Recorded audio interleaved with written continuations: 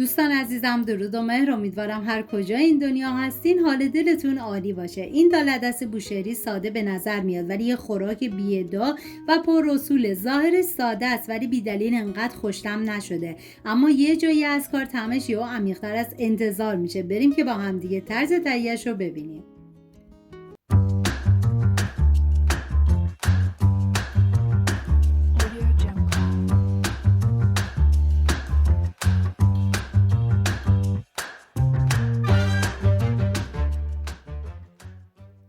300 گرم دالعدس معادل 2 لیوان بشورید و بریزید داخل قابلمه به اندازه 2 بند انگشت. از روی دالعدس آب جوش بریزید و بذارید به مدت 5 دقیقه بجوشه و کف روش رو حتما بگیرید. بعد از 5 دقیقه باید حرارت رو خاموش کنید و بذارید به مدت 20 دقیقه کنار تا استراحت کنه. همین اول ویدیو هم میگم دم بوشهریای عزیزمون گرم با این غذای مقوی و فوق العاده خوشمزه‌شون. این خوشمزه ترین دالعدسی بود که من تا به حال درست کرده بودم. حالا توی این فاصله میریم سراغ پیاز که نیاز به 2 عدد پیاز داریم و به صورت نگینی ریز میکنم. این غذا برای 4 نفر در نظر گرفته شده. شما به اساس تعداد نفرات باید مواد کم یا زیاد کنید. من اندازه ها رو هم در طول ویدیو میگم هم داخل دیسکریپشن نوشتم. 4 عدد گوجه فرنگی رو با دنده درشت رنده میکنم. شما به هر وسیله دارید و راحتید گوجه فرنگی رو پوره کنید. داخل تابه مقداری روغن کنجد میریزم و بعد از اینکه داغ شد پیازی که ریز کردم و بهش اضافه میکنم. خودتون میدونید که غذاهای جنوبی واقعا بی‌نظیرن ولی این خوراک دالعدسشون یه چیز دیگه است و بهتون پیشنهاد میکنم که حتما درستش کنید. هم میزنم و میذارم تا پیاز کاملا سرخ بشه.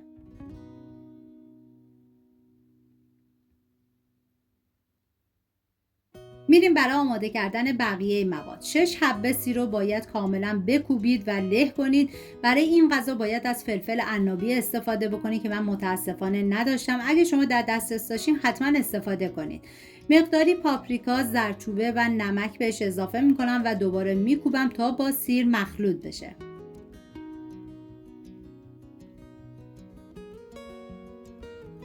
و بعد به پیاز اضافه میکنم، هم میزنم و میذارم یه تفت مختصری بخوره. واقعا من هرچه از عطر و طعم و خوشمزگی این غذا بگم کمه. و حالا پوره گوجه رو بهش اضافه میکنم و هم میزنم و زمان میدم تا پوره گوجه کاملا آبش گرفته بشه و به روغن بیاد.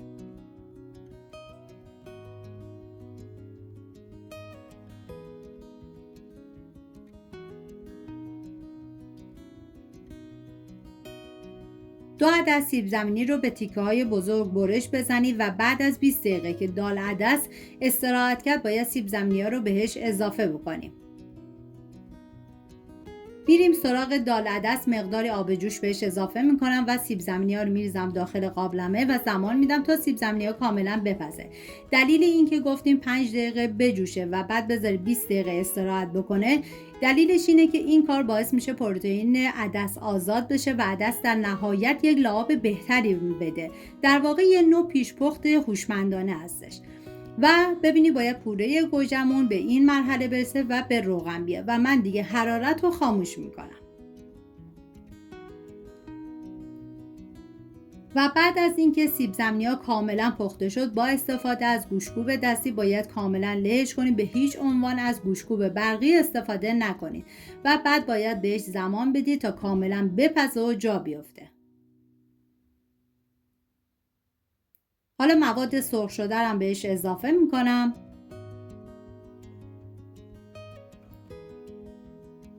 هم میزنم تا همه مواد با همدیگه مخلوط بشن و دیگه بهش زمان میدم تا کاملا بپزه و لعاب بده و جا بیفته.